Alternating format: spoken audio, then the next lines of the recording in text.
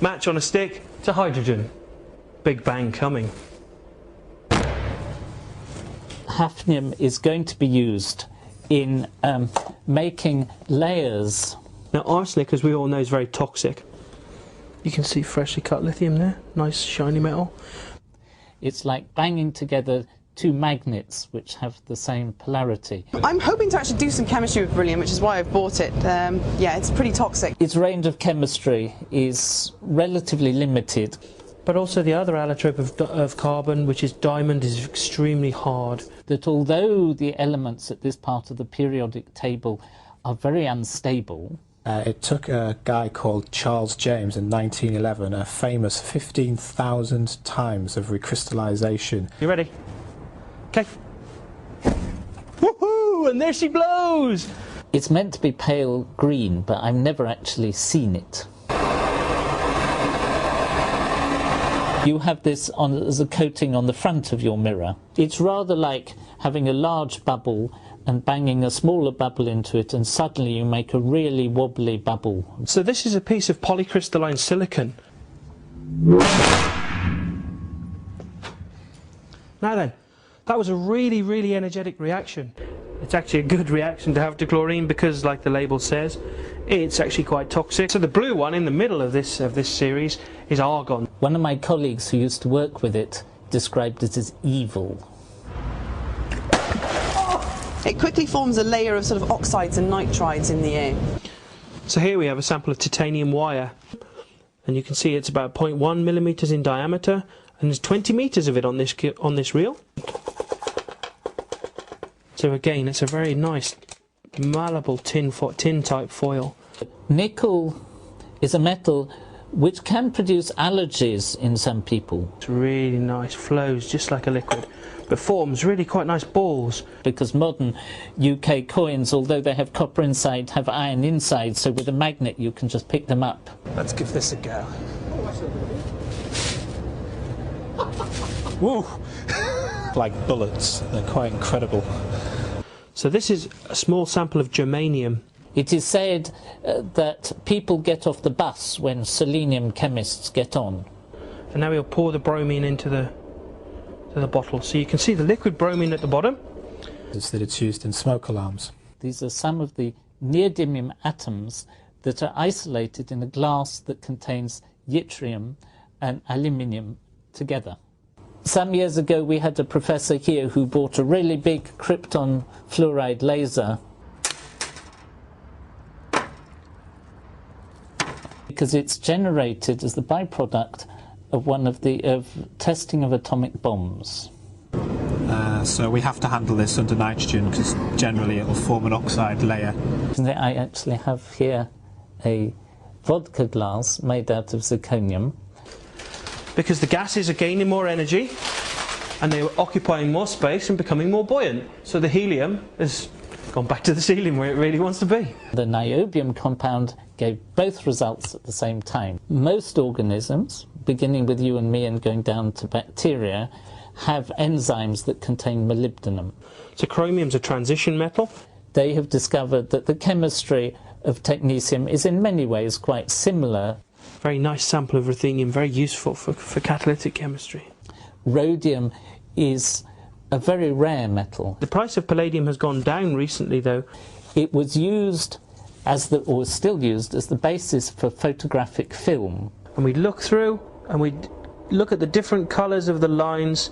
Now I'm not going to touch the cadmium because we know about some of the issues of toxicity. You see a beautiful sample of tin metal, and you see it's a really beautiful rod. There it goes. Oh, actually that's quite spectacular at the end. Antimony.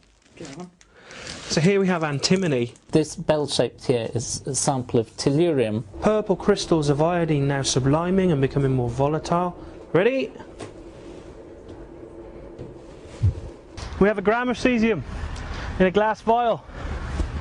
We have our remote control device. Let's see what happens when we put it into water. Lanthanum is the first element in the series called the rare earths. They're not terribly rare. Would you believe it's used in self-cleaning ovens? But perhaps the most interesting one is that it's been used to enable us to get within 1/1000th of a degree of absolute zero. This is an old chemistry book that I've got there is a space for element 61, promethium. This is a sample of samarium, and there's a very small amount of it here. So we use it in the tubes in TV screens to get different colours. I went to this lecture because I couldn't imagine how anybody could make it interesting, and it was really fascinating. Terbium is also used in certain magnetic devices. This wonderful sample. You'd be talking about tens of millions of atoms.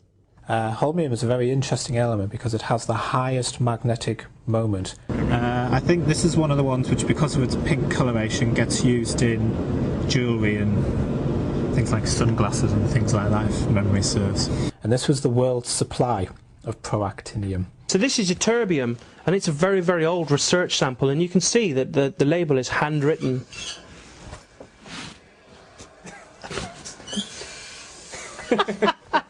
So this is a very, very special sample of lutetium. Again, it's from the bottom end of the periodic table, the lanthanides. So this is a sample of tantalum wire. It's a very high quality research sample, 0.2 millimeters in diameter. Tantalum, I haven't got a clue what it's used for. To record some spectroscopic data on it and prove that they had actually made it. So this is a sample of rhenium. So here the osmium itself. And so that this arrangement just seems to fall to bits before it can properly form. The iridium sample is a sponge. It's very, very high value, not just for jewellery, but also for the production of autocatalytic converters. And you can see that the phosphorus is oxidised in the air, and it's taken some of the paper with it to generate a nice P for phosphorus. Came up with the idea of gold obviously is also a storage of wealth because of the fact that it's so inert. If you want to become rich, there are better ways than trying to make gold. My mother half's wedding ring. Red material that is made of thallium. There we go, straight back down to background. Because the discovery of UUH was announced simultaneously. There's tungsten. So this is tungsten. It's long been regarded as being, bismuth 209 has long been regarded as being the heaviest non-radioactive element. Polonium was given to an unfortunate Russian citizen. Most of our students have difficulty even remembering the name, as a droplet of water splitting into two. Changing my tie to alkali metal tie. The people who discovered radium and the same were really excited about it. It has a very high refractive index and a very low dispersion. But it may not have been any bigger than the tip of a pin. People start going, ooh, not sure about that. This is the boogeyman. This is uranium turnings. So from here onwards, everything has been man-made. None of it naturally occurs.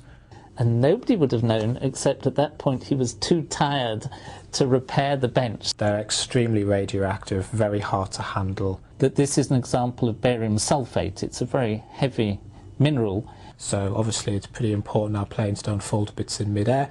So if we just like tip some out on the floor, we can see that the nitrogen itself will come out like a liquid. You see it's like pouring water.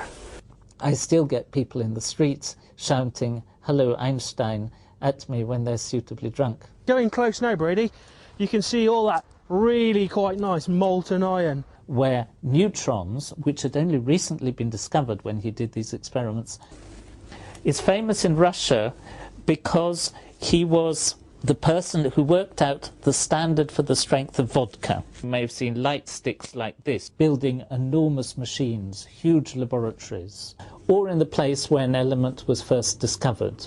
He worked in Berkeley, California, and it had a tap in the wall which he could open and lager would come out.